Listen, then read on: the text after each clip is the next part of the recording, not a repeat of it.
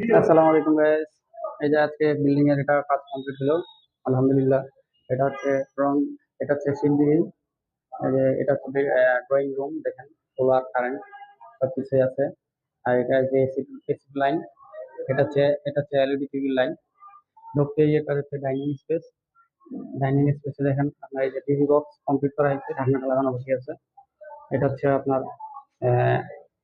Washing মেশিনের line, বাথরুমের geyser switch, light, এই যে ফ্যান, একজাস্ট ফ্যান। আর এখানে দেওয়াল ঘড়ি, ডিজিটাল ঘড়ির জন্য এখানে বোর্ড ব্যবহার করা হয়েছে।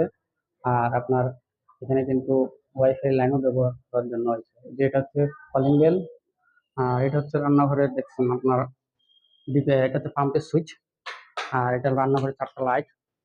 রান্নাঘরে দেখেন এখানে রাইস কুকার, ম্যাজিক চুলা, একজাস্ট ফ্যান, এই যে এখানে হচ্ছে ওভেনের লাইন।